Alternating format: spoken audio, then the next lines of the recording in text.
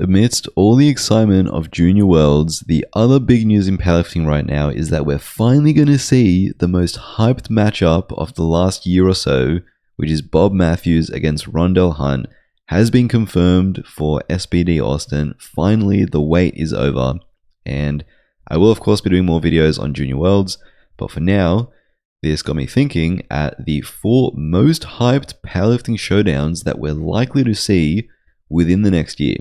So for those of you like me who love powerlifting head-to-heads and battles, we've got a good year coming up. So first of all, obviously the one I mentioned, the obvious one that has been confirmed, Bobb Matthews against Rondel Hunte. Finally, so Bobb Matthews, of course we all know, won IPF Worlds as a 120 weighing 105 point something. His best ever total is 978.5. They did a PA Nats, which is the second biggest, well, tied for the second biggest ever 120 kilo total with Dennis Cornelius, although Anthony McNaughton actually did half a kilo more as a 105. But technically, Bobb Matthews is the second strongest 120 ever. I think we can say that based on his training that he's done since he's put up that 978, which was a while ago now. He's done 1020 in the gym. He's definitely 1,000 plus now, you would think. And of course, he's the IPF World Champion from 2024. Rondel Hunte, it goes without saying, is the strongest 120 who has ever lived. 1045 is ridiculous. Like I said, Bobb Matthews is actually tied for the second biggest ever 120 total. So Rondel is a good 70 or damn near 70 kilos above that.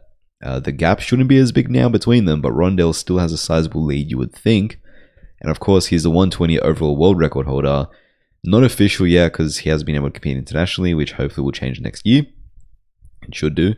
But this has been the most hyped showdown. Bobb Matthews has pretty much structured his whole career around facing off with Rondel at this point. So much so that he took some time off to bulk and not compete at Sheffield, not compete at Nationals, which is funny because Rondel ended up doing Nationals. But now finally they clash. It seemed like we might miss this again with Rondel doing the Ivankis meet and Bobb announcing he wouldn't. But then we did get confirmation they will compete head-to-head at SBD Austin, 22nd of November. We're finally going to see this showdown after the wait. Bobb Matthews versus Rondel Hunte. Can't wait to see it. The other crazy matchup we have, though, is on the women's side, Amanda Lawrence v Agata Sitko. So Amanda Lawrence is obviously the 84 kilo queen, the greatest 84 to ever do it. And you could argue one of the, if not the greatest female powerlifters ever, period. 647 is her best ever total, which is the IPF and overall world record in the 84s. She's a 6-time IPF world champion, and since beating Daniela Mello in 2019 in a close battle, she has been head and shoulders above every other 84 on the planet. For 6 years now, she hasn't really had a close contender coming up to bite her, although that seems to be Agata now, because Agata Sitko is at this point close to being the undisputed greatest female powerlifter of all time. It used to be Amanda. I think Agata's taken that mantle from her now, but this is literally the 2 greatest female powerlifters ever head to head. And the good thing is about this, even though they're in different weight classes, is they can go kilo for kilo because of how much of an outlier Agata's total is. So she is technically the best pound for pound powerlifter ever, male or female, on account of her GL points / dots being higher than everyone else's. But 635 is her best ever total, which she actually did as a 76. But in the 84s, I think she's done 618 or something. Regardless, she is the second strongest 84 lifter ever, behind only Amanda Lawrence. She's a 2-time IPF world champion in 2 different weight classes, and she also holds the 69 and 76 kilo world records. Carlina Tongatea holds the 76 IPF world record, but Agata's 635 that she did at 76 is still the biggest 76 total ever. So this is literally 1 versus 2. Which way you argue that? I mean, I would say Agata 1 v Amanda 2. I'm sure most of the people would. But still, to have the 2 greatest powerlifters of all time amongst the women face off against one another, still in their primes, or still relatively close to it, is, or would be, quite the sight to see. Now, Amanda, notably, her 647 did come a couple years back, and her total has pretty much been around that 640, mid 640s mark for a couple years now. And Agata's total has obviously shot through the roof in the last few years. So It seems like Amanda's been a sitting target and Agata's just been catching up and chipping away at that lead, which at first, I mean, it wasn't that long ago when Agata first broke into the 600s at Sheffield 2024. And, you know, we were saying, well, Amanda's got a sizable lead, surely Agata's great, but facing off against Amanda would be, you know, biting off more than she can chew. Well, they're only 12 kilos separated now on best totals, and Agata's got a lot more momentum behind her than Amanda does. So 12 kilos is a single attempt. It could even be a single bench attempt with these ladies. So this could go either way. And it's crazy that Agata might even be the favorite for this. The question around this is Agata's body weight in terms of when we're going to see this. Because Agata, of course, has gone back and forth between the 69s and 76s in recent years. And she's even cut down as far as 63 and change at Worlds this year, where she was a couple 100 grams away from demolishing the 63 world record when she won the 69 kilo class. But I think she's stated she's done with the cut now. She's going to bulk back up. And the thing is, she doesn't need to fill out 84s or come close to it. Like I said, her 635 was actually at 76 kilos body weight, or in the 76 weight class. So she probably only needs to weigh about 76 and some change in order to potentially put up in the 650s, which would be crazy. Now, when are we going to see this? Potentially IPF Worlds 2026. I mean, it would have to be either Worlds or Sheffield, right? Because they're, you know, two international lifters, not from the same country. I don't know what Agata's plans are. I mean, Amanda's going to be doing Worlds as an 84 because she has been for the last couple of years. I don't know whether or not Agata is going to be doing Worlds as an 84 this year, or sorry, next year, or potentially the year after. I hope she's doing it next year because I want to see this sooner rather than later. They are both going to do Sheffield as well, although I don't think Agata is going to come in as an 84 at Sheffield, because then obviously she would be going up against the world record of Amanda. So I would think she's going to do potentially 76 at Sheffield, noting that the 76 IPF world record is actually lower than her 69 kilo world record, and then add a few more kilos and pull off a Bobb Matthews, chug a Gatorade backstage, weigh in at 76.05, and go toe-to-toe with Amanda. That's my ideal timeline here. So hopefully we see that at Worlds next year. My third one is Russel Orhii against Jonathan Cayco. So Russ, of course, is the 83 kilo GOAT, two-time world champion, multiple-time world record holder across multiple stints. I think like three-time world record holder or something. And he, without a doubt, the greatest 83 lifter of all time. Finally has moved up to 93s like the powerlifting fans around the world have been begging him to do for the last couple years, it seems. And my God, has it blown up his total as we thought it would, and then some. He totaled 918 in NAPFs to break the IPF world record. So he is the current world record holder, the IPF world record holder, in the 93s. Jonathan Cayco, meanwhile, is the 93 kilo GOAT. If you're looking at who the greatest 93 powerlifter of all time is, you would be hard-pressed to argue against Jonathan Cayco. Purely 93, not taking into account any other weight classes. I know a lot of great 93s have also done 105s, you know, and because of that, guys like Vrujbicki and Nova Pismeni. But purely 93, it has to be Cayco. Either him or Gustav, but I'm going Cayco. Two-time world champion, multiple-time world record holder. Sheffield podium not once but twice, and both were silver medals. And he's also the 93 kilo overall world record holder for the biggest 93 total we have ever seen, with 919.5 at PA Nats, which people kind of forget because obviously the hype around Russ is great now as he's the world record holder. And we saw Emil Krastev win Worlds this year, and Cayco do not as well at Worlds, finishing in bronze.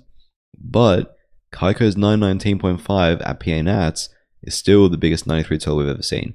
So you have the 83 GOAT, who's now the 93 world record holder, going up against the 93 GOAT, who's still the strongest 93 ever. That is a hell of a showdown, if ever there was one. When are we going to see this? Probably PA Nats next year, potentially. I mean, kind of depends how Sheffield shakes out. At this point, Russ is a favorite to get a Sheffield wildcard. And if he does Sheffield next year, he probably won't do PA Nats this year, similar to what happened this year, where Russ obviously had a great performance at Sheffield in the 83s and didn't want to back that up with PA Nats with the short turnaround to go up against the absolute killers that were there. we could see the same thing if Russ gets an invite to Sheffield, although maybe not, because, I mean, Ross was comfortable sitting out this year's Worlds because he was moving up to 93s anyway, but he's not going to want to sit out on a lot more Worlds because, you know, he's going to want to go back there and compete, right? So regardless of what happens at Sheffield, he can't be sure that that total won't be beaten at PNATs by the whole host of American 93s who are, there's several of them now in the 900s, right? Which is crazy. So, but I mean, it's not even guaranteed Russ will be at Sheffield. If he's not, we'll definitely see this at PNATs. Cayco also could potentially get a Sheffield wildcard, you never know.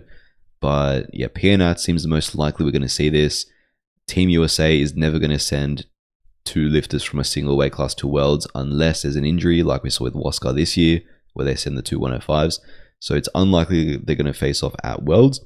So we just have to find the right circumstances so they cross paths either at PNATs or potentially at Sheffield. But Cayco v Russ would be absolutely insane to see.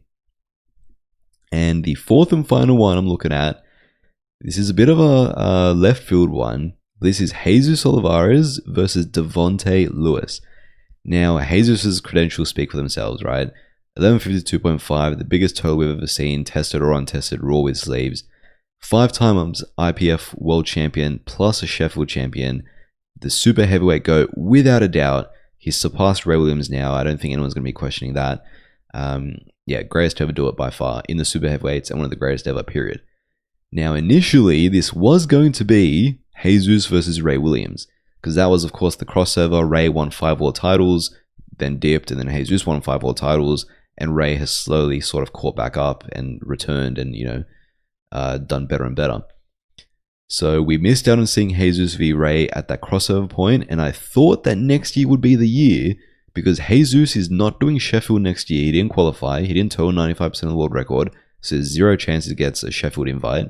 So that means he's going to have to lift the PA Nats for the first time in a few years to secure his world spot, which of course he wants to do, because next year, if he wins a 6th world title, he beats Ray's mark of 5, which he's currently tied with. And of course, Ray Williams has been competing at the last couple PA Nats and winning, and his total has been slowly improving and coming back up into the mid-high thousands where he can challenge Jesus. Of course, Ray used to be in the 1100s. His total dipped quite a bit. Now he's back up in the high thousands. So I thought next year would be the perfect storm where Jesus and Ray would finally face off and we would see the 2 legends clash head to head.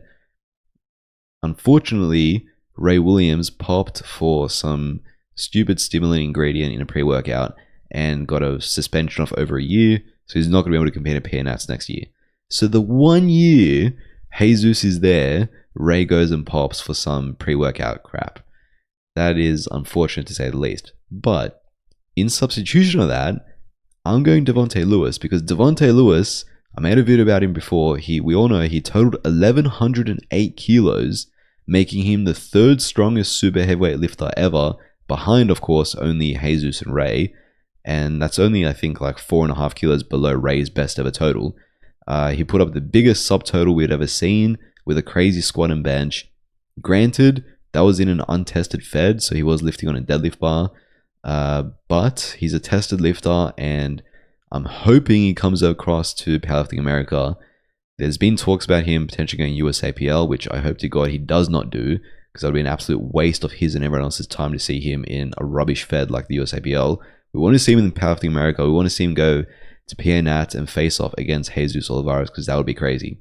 Devonte Lewis, obviously nowhere near as credentialed as Jesus or the other lifters on this list as part of the other showdowns I looked at, but just the sheer strength of the guy makes this a crazy battle to see. And that's the thing, super heavyweight, like I said, we've been robbed of Jesus v Ray, and we've never seen a crazy super heavyweight battle. I mean, Timur v Jesus last year's Worlds was up there, and of course Jesus had showdowns with Jezza Wepa and Kelly Branton and those guys, but yeah, we want to see 2 guys in the 1100s go head to head. That would be something we've never seen in the history of sport, and something that we'll very much be looking forward to.